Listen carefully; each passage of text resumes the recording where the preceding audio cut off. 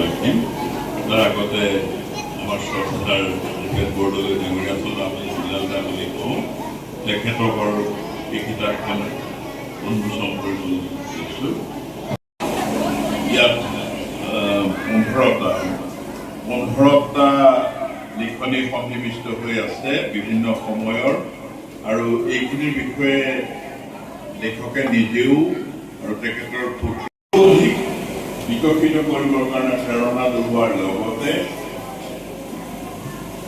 এটি স্থবিৰ হ'বলৈ ধৰা সাহিত্য সৃষ্টিৰ পৰম্পৰাটোক আমাৰ এই পিছপৰা অঞ্চলটোত অকণমান জীপাল কৰি তুলিবৰ কাৰণেও আপোনালোক সকলোকে অকণমান আগ্ৰহী কৰি তুলিব সেই আশা মই কৰি পেলাই এই কিতাপখনৰ শুভ উন্মোচন কৰিছোঁ বুলি ঘোষণা কৰিলোঁ ইয়াত কি আছে এইখিনি কথা আপোনালোকে নিজে পঢ়ি চাব মই পঢ়ি চাম এই আশা অৱশ্যেই কৰিম ইয়াৰ পিছৰ পৰ্যায়তো এই পৰম্পৰা যাতে মৰি খুটিৰ দৰে স্থবিৰ হৈ নাযায় নতুনকৈ গতিপ্ৰাপ্ত হয় সেই আশা কৰিছোঁ ধন্যবাদ ইয়াৰ পিছতে এটা কথা ক'ব লাগিব যে কিতাপ বা গ্ৰন্থ এখন উন্মোচন কৰিবলৈ গ'লে উন্মোচক গৰাকীৰো আচলতে অকণমান নিজা পৰিস্থিতি এটা থকা দৰকাৰ সেই ক্ষেত্ৰখনত দুখৰ কথা মই আচলতে এতিয়ালৈকে সেই পৰিস্থিতি পাব পৰাৰ যোগ্য ব্যক্তি হৈ উঠাকৈ নাই তথাপিও ভাগিন ৰিপুঞ্জয়ৰ আবদাৰ বা দাবীক নেওচালিব নোৱাৰি মই ইয়ালৈ আহিছোঁ মই নিজকে আচলতে সাহিত্যৰ ক্ষেত্ৰত এজন আগ্ৰহী পঢ়ুৱৈ বুলি চিনাকি দি পেলাই মই বেছি ভাল পাওঁ কিতাপ পালে ভাল পাওঁ পঢ়ি ভাল পাওঁ কথা হ'ল ভৰপেট খাই মানুহে খুব বেছি উগাৰ মাৰিব পাৰে তাতকৈ ডাঙৰ কাম এগুমতি মাৰিব পাৰে তাতকৈ ডাঙৰ কাম কৰিব নোৱাৰে কিন্তু অভুক্ত অৱস্থাই পীড়িত অৱস্থাই মানুহক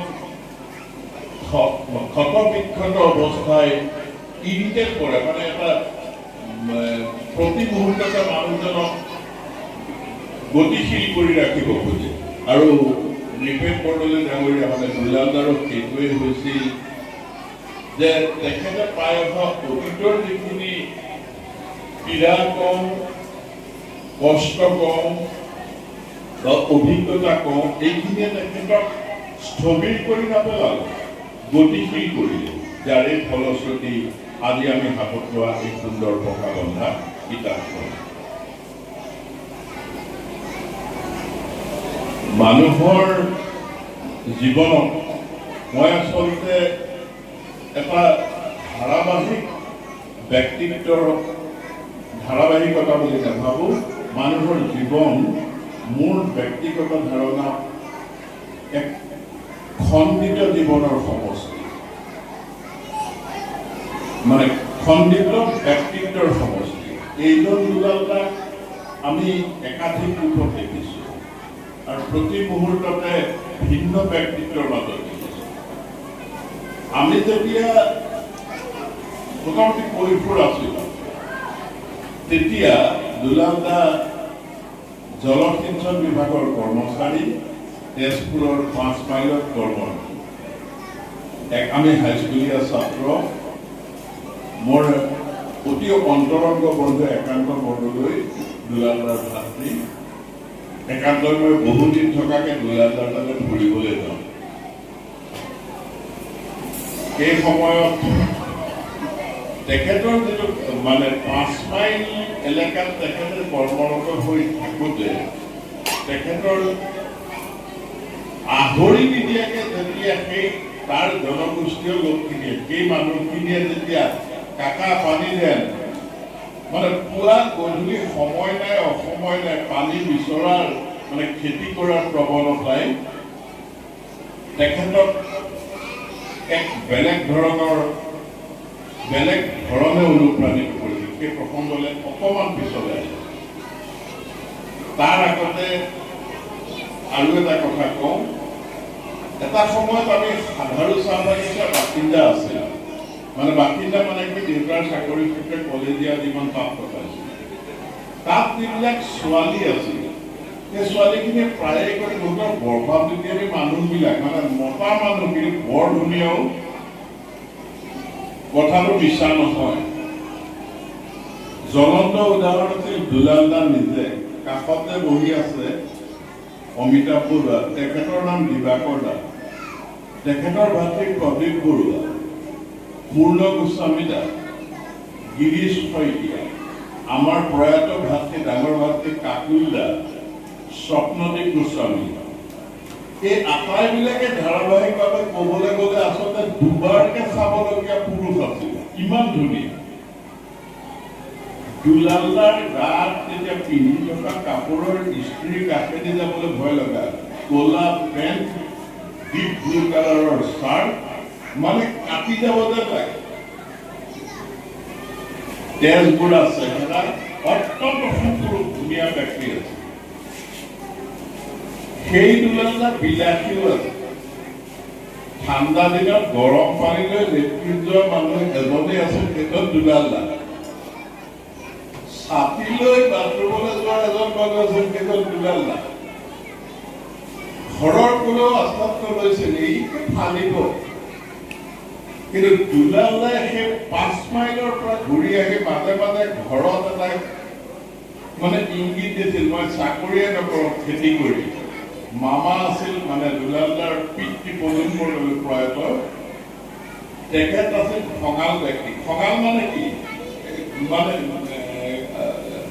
দেখুৱাই মৰম কৰিব নজনা ব্যক্তি বুলি কয় ভাল। ই ফালিব, কিন্তু সঁচাকে দুলালদাই ফালিলে আৰু ইতিবাচকভাৱে ফালিলে। সেই দুলালদাই কাম মানে চাকৰি কৰি থকাৰ সমসাময়িকভাৱে এই জেগাটোত য'ত আমি থিয় হৈ আছো, মঞ্চ পাতিছো, স্কুল পাতিছো, ইয়াত এটুকুৰ মাটি আছিল তেখেতসকলৰ। তাত নিজে এটি সৰু ঘৰ বনাই খেতি কৰিবলৈ ল'লে। যি দুলালদাৰ কাপোৰৰ ইস্ত্ৰিয়ে এসময়ত মানুহক স্তম্ভিত কৰিছিল, সেই দুলালদাই বুটাম নোহোৱা চাৰ্ট আৰু চেন ভালকে মাৰ নোপোৱা টিকা ফটা পেণ্টৰে অহৰহ পৰিশ্ৰম কৰি তেখেতৰ স্বপ্ন সাকাৰ ৰূপ দি পেলাই আজি এই অনুষ্ঠান গঢ় দিলে। স্বীকাৰ কৰিবলগীয়া মানে দৃঢ়বদ্ধতা, দৃঢ় মানসিকতা। আৰু মই এই কথাটো দুলালদাক চালাম জনাইছো, চেলুট জনাইছো। আমাৰ এটা প্ৰৱণতা আছে, মানে খৰি কেনেকৈ জ্বলিছে, জুই কেনেকৈ জ্বলিছে, সেইটো নিৰ্ভৰ কৰে কেনেকুৱা খৰি পাইছে তাৰ ওপৰত। খৰিডাল মিডিয়াকৈ যদি আমি কওঁ যে এডাল অমিতা কাঠ নজ্বলে, কিবা কাঠ নজ্বলে, এই কথাটো ভুল। কেনেকে জ্বলে সেই কথাটো প্ৰমাণ কৰিলে দুলালদা যে এজন লেখকো হ'ব, তেখেতৰ আদি জীৱনত মানে ব্যক্তিত্বৰ প্ৰথম পৰ্যায়ত এই চিনাকিটো নাছিল।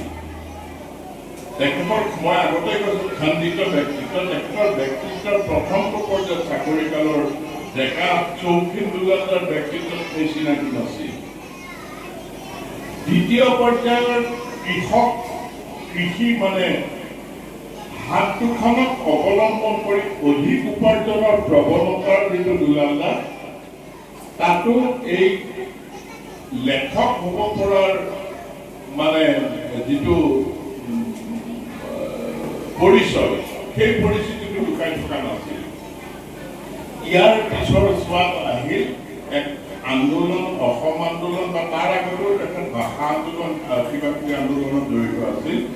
এই আন্দোলনমুখী পৰিৱেশত পোৱা তেখেতৰ বিভিন্ন ঘাত প্ৰতিঘাতে, বিভিন্ন মানসিক ক্ষেত্ৰখিনিয়ে তেখেতক অধিক পৰিমাণে ডাইনামিক কৰি গতিশীল কৰিলে, যাৰ তৃতীয় খণ্ডৰ ব্যক্তিত্বৰ ফলশ্ৰুতি এইখন কিতাপ। মই আশা কৰিছো দুলালদাৰ কলম যাতে স্তব্ধ নহয়, তেখেতে এই ক্ষেত্ৰখনত নতুনকৈ আচলতে অভ্যাসটো পুৰণি, প্ৰকাশ নতুন, এই ক্ষেত্ৰখনত অধিক দৃঢ়বদ্ধভাৱে আৰু খোজ পেলাওক, তেখেতক অনুসৰণ কৰি আৰু নতুন মানুহ ওলাই আহক। আৰু দুলাল দাই এটি সুখী জীৱন যাপন কৰিছে। তেখেতৰ পুত্ৰৰ বৰ্তমানৰ যি কাৰ্যক্ৰমণিকা, দৈনন্দিন কাৰ্যক্ৰমণিকা, জীয়ৰীৰ যি প্ৰতিষ্ঠা বা সুখী সংসাৰ, এই গোটেইখিনি অব্যাহত থাকক, অধিক উজ্জ্বল হওক, সেই কামনা জনাইছোঁ। আপোনালোকক এই গৰমত আচলতে অধিক কষ্ট দি অধিক দীঘলীয়া কৰি, যদিও আৰু অকণমান কিবা দুলালদাৰ বিষয়ে থাকি গৈছে, এই অঞ্চলৰ বিষয়ে থাকি গৈছে, অধিক কষ্ট নিদিওঁ। এই গ্ৰন্থখনৰ শুভ উন্মোচক হিচাপে মোক আমন্ত্ৰণ জনোৱাৰ কাৰণে মই আটাইলৈকে কৃতজ্ঞতা জনাইছোঁ। আৰু এটা মানে সৰু এটা কথা মাত্ৰ কৈ থৈ যাওঁ, যিহেতু এইটো বিষ্ণু ৰাভা দিৱসৰ দ্বিতীয় দিনৰ কাৰ্যসূচী, সেই আপাহতে মই এটা আহ্বান কৰিব খোজোঁ। যিহেতু আমাৰ কথাবিলাক সোণাৰীৰ কোবৰ দৰে, সোণাৰীৰ সৰু হাতুৰিৰ কোবহে, কমাৰৰ ডাঙৰ হাতুৰিৰ কোব আমাৰ নহয়। আমি সৰু সৰু কথা কুকুৰিয়াই কেতিয়াবা তাক এটা জনমতৰ ৰূপ দিব পাৰোঁ। এই প্ৰসংগতে মই উল্লেখ কৰিব খোজা আহ্বানটো হৈছে, ৰাভা দিৱস আচলতে এটা খুব সংক্ষিপ্ত সৰু পৰিচয়। ৰাভা মানুহজন বা শিল্পী হিচাপে সেইটো পৰ্যায়ত আছে যিটো আমি কল্পনাৰো ঢুকি পাব নোৱাৰোঁ। মানুহৰ বিচক্ষণতাৰ শেষ পৰ্যায়ত থকা এজন মানুহ, আৰু তেখেতে বিচৰা স্বাধীনতা কেৱল ৰাজনৈতিক ক্ষমতা হস্তান্তৰ নাছিল, মানুহৰ আত্মাৰ মুক্তি আছিল তেখেতৰ চিৰন্তন সপোন। সেয়ে আমি বিষ্ণু ৰাভা দিৱসৰ ঠাইত গণমুক্তি দিৱসটো মোৰ তেখেতৰ দিৱস উদযাপন যদি আমি কৰোঁৱেই, গণমুক্তি দিৱস এটা বেছি যোগ্য নাম হ'ব যেন লাগে। ভাবি চাবচোন আপোনালোকে কথাটো। ইমানখিনিকে কৈ মই মোৰ চমু বক্তব্য সামৰণি মাৰিছোঁ। ধন্যবাদ।